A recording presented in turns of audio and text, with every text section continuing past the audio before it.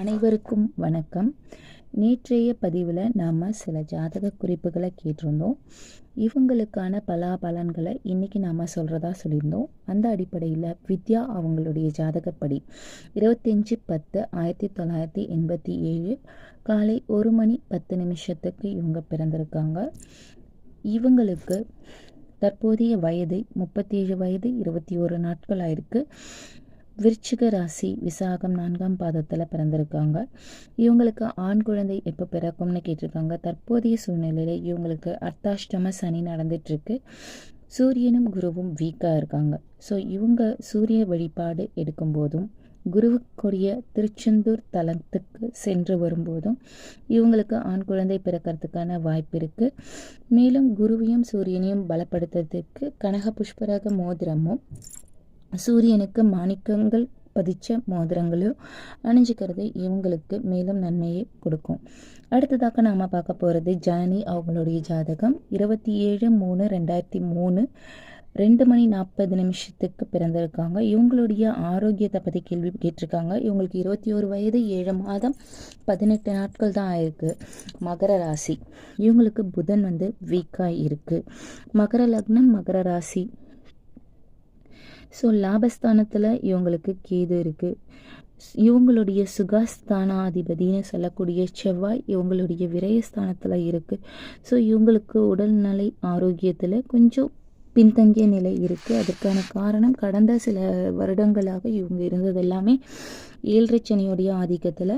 அதுலேயும் இப்போ சமீபத்தில் 7 சனி வக்ரநிலை அடைஞ்சு வந்திருக்காரு. ஸோ இப்போ மேலும் அதிகமாகவே இருந்திருக்கும். இப்போ தற்போதைய சூழ்நிலை, அதாவது நேற்றைய தினத்திலிருந்து 15/11 சனி வக்ரநிவர்த்தியாகி முன்னோக்கி பயணிக்கிறாரு. இன்னொரு 4-5 மாதத்தில் ஃபுல்லாக கம்ப்ளீட்டாக ரெக்கவர் ஆயிடுவீங்க, கவலைப்படாதீங்க. ஸோ உங்களுடைய ராசிக்கான புதன் பெருமாள் வழிபாடை நீங்கள் நல்லா செய்யும்போது உங்களுடைய புதன் நல்ல வலிமை அடைவார். புதன் உங்களுக்கு ஆரோக்கிய ஸ்தானாதிபதியாகவும் வராரு. மகர லக்னன்றதுனால உங்களுக்கு ஆரோக்கியத்தை குறிக்கக்கூடிய ஸ்தானத்துக்கு நோய், வம்பு, வழக்கு இதெல்லாம் குறிக்கக்கூடிய ஸ்தானத்தில் புதன் இருக்குது. ஸோ அந்த புதன் வீக்காக இருக்கிறது நல்லது தான். இருந்தாலும் நம்ம உடல்நிலைக்காக நீங்கள் பெருமாள் வழிபாடை மேற்கொள்ளுங்க.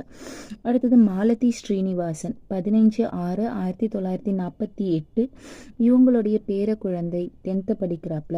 அவங்க நல்லா படிக்கலை, என்ன பண்ணுறது, சொல்கிற பேச்சு கேட்கலன்னு சொல்லிட்டு இருக்காங்க. ஸோ உங்களுடைய ஜாதகத்தை வச்சு உங்களுடைய பேர குழந்தையுடைய படிப்புலாம் கணிக்கிறதுன்றது கொஞ்சம் சாத்தியமற்ற விஷயம் தான். சில பேர் சொல்லுவாங்க, ஆனால் அவங்கவுங்க ஜாதகத்தை வச்சு பார்க்கும்போது மட்டும்தான் எக்ஸாக்டாக நம்ம சொல்ல முடியுமே தவிர்த்து நம்மளுடைய ஜாதகத்தை வச்சுட்டு நம்மளுடைய கிராண்ட் சன்ஸோ கிராண்ட் டாட்டர்ஸோ சொல்கிறதுன்றது ஒரு 100க்கு ஒரு 10% தான் வாய்ப்பு இருக்குது.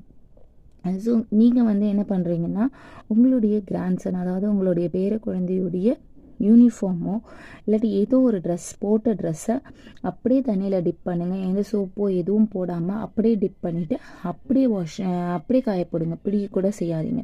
ஸோ இப்படி செய்யும்போது கூடிய சீக்கிரமே அவங்களுடைய மனநிலையில் நல்ல மாற்றம் வரும்.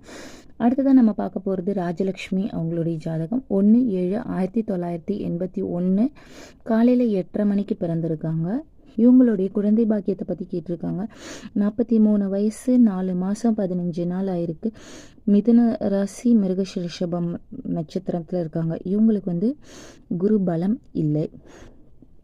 ஸோ இவங்க குரு ஸ்தலமான திருச்செந்தூர் போய் வேண்டிட்டு வரலாம். குருவுக்குரிய கனக புஷ்பராக மோதிரங்கள் அணியலாம்.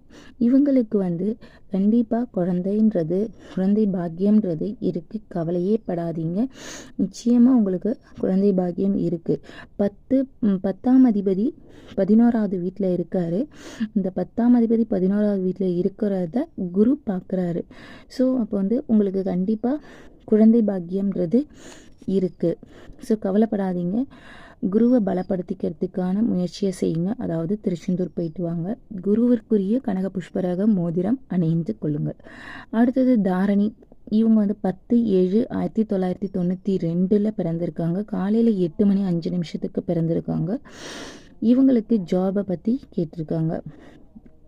ஸோ இப்போ இவங்களுடைய ஜனன ஜாதகத்தினுடைய கோச்சார சனி வந்து இப்போ பார்த்திங்கன்னா இவங்களுடைய முயற்சி ஸ்தானத்தில் இருக்குது. இவங்களுடைய முயற்சி ஸ்தானத்தில் இருக்கிறதுனால இவங்களுடைய முயற்சியால் கொஞ்சம் டவுனாக தான் இருக்கும். இவங்களுடைய முயற்சின்றது வந்து கொஞ்சம் டவுனாக தான் இருக்கும். சனி பயிற்சிக்கு அப்புறம் நல்ல மாற்றம் இருக்கும். மேக்ஸிமம் வந்து இவங்க நிறைய குழப்பத்தில் இருப்பாங்க. இது செட் ஆகுமா ஆகாதா அப்படின்னு இவங்களுக்கு செல்ஃப் எஸ்ட்ரீமில் செல்ஃப் குழப்பத்திலேயே நிறைய ஜாப் ஆப்பர்ச்சுனிட்டிஸை இவங்க லாஸ் பண்ணியிருப்பாங்க. ஸோ சனி பயிற்சிக்கு அப்புறம் முயற்சி பண்ணுங்கள், கண்டிப்பாக கிடைக்கிறதுக்கான வாய்ப்பு இருக்குது. அடுத்தது கார்த்திகேயன் 30/12/2001 பிறந்திருக்காங்க. காலையில் 7:20 இல்லாட்டி மாலை 7:20 தெரியல. ஸோ எக்ஸாக்டாக நம்ம காலையிலேயே ஈவினிங்கான்னு தெரியும் போது தான் நம்ம லக்னத்தை வச்சு பார்க்க முடியும். ஸோ அப்படியே சப்போஸ் காலையிலேயே இருந்தால் இவங்களுக்கு திருமணத்தில் ப்ராப்ளம் இருக்குது. ஸோ அடுத்தது வெங்கடாச்சலம் 25/5/1995 காலையில் 4:30 மணிக்கு பிறந்திருக்காங்க. இவங்களுக்கு தற்போது வந்து காலில் ஒரு பிரச்சனை இருக்குது அப்படின்னு சொல்லியிருக்காங்க. இவங்க வந்து குரு வந்து இவங்க ராசியை பார்க்குது.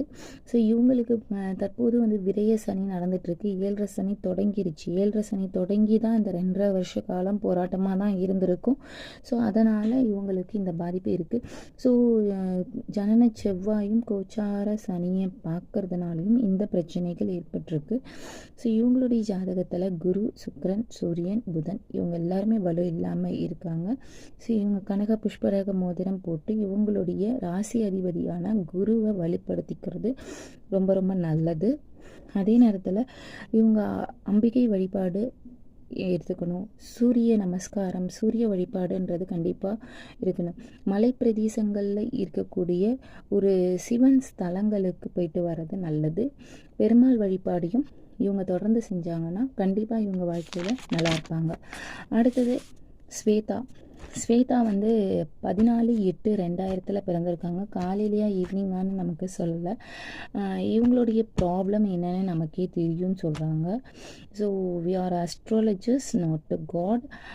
ஸோ உங்கள் ப்ராப்ளம் என்னன்றது ஓரளவுக்கு நாங்கள் கெஸ் பண்ணது வரைக்கும் நீங்கள் 2000 பிறந்திருக்கிறதுனால உங்களுக்கு லவ் ப்ராப்ளமாக தான் இருக்கும். நீங்கள் இதை மார்னிங்காக ஈவினிங்காக நீங்கள் கொடுக்கலன்றப்போ மார்னிங்காக இருந்துச்சுன்னா உங்களுடைய அந்த 4:49 AM இருந்துச்சுன்னா கண்டிப்பாக உங்கள் லவ் சக்ஸஸ் ஆகிறதுக்கான வாய்ப்பு இருக்குது. கடக லக்னமாக இருப்பீங்க. அதே நேரம் ஈவினிங்காக இருந்துச்சுன்னா உங்கள் லவ்வில் கொஞ்சம் problems, struggles, ups and downs இருக்கிறதுக்கு வாய்ப்பு இருக்குது. அடுத்தது சிவகுமார் வந்து எனக்கு இப்போ வீடு கட்ட முடியுமா அப்படின்ற கொஷின் கேட்டிருக்கீங்க. சிவகுமாருக்கு வந்து 15/7/1970 7:45 பிறந்திருக்கீங்க. 54 வயசு 4 மாதம் 1 நாள் ஆயிருக்கு. உங்களுக்கு 4ஆம் இடத்துல சனி இருக்குது, சுகஸ்தானத்தில் சனி இருக்குது. ஆனால் அந்த சுகஸ்தானம் வந்து செவ்வாயினுடைய இடமா இருந்தாலும் அது வந்து ஒரு வறண்ட இடம். ஸோ மேக்ஸிமம் வந்து உங்களுடைய ஒய்ஃப் பேர்லேயோ உங்களுடைய சன் பேர்லேயோ நீங்கள் வீடு எடுக்கிறது நல்லது. உங்கள் பேரில் எடுக்கிறது வந்து அந்தளவுக்கு பாசிபிலிட்டிஸுக்கு ரொம்ப கம்மி தான். இப்போ வர தற்போதைய நிலையில் உங்கள் ஜாதகப்படி அர்த்தாஷ்டம சனி நடந்துட்டு இருக்கிறதுனால ஸோ நெகட்டிவிட்டி ஜாஸ்தி இருக்குது. ஸோ உங்களுடைய ஒய்ஃபோ இல்லாட்டி உங்கள் சன் ஆர் டாட்டர் இவங்களுடைய பேரில் நீங்கள் வீடு வாங்கும்போது அமையறதுக்கான வாய்ப்பு இருக்குது. அடுத்தது சுந்தருடைய பிறந்த நாள் வந்து 11/9/1989 5:40 ஆகுது. மதுரையில் பிறந்திருக்காங்க. இவங்களுக்கு கடன் ஜாஸ்தி இருக்குதுன்னு சொல்லியிருக்காங்க.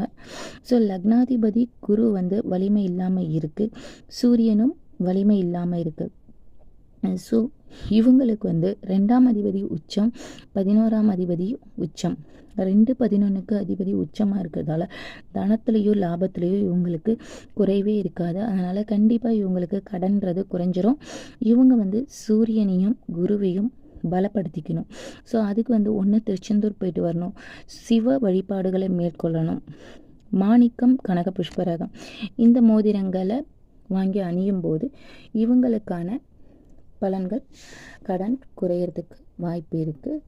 நன்றி, வணக்கம். மீண்டும் வேறொரு பதிவில் உங்களை சந்திக்கிறேன். நன்றி, வணக்கம்.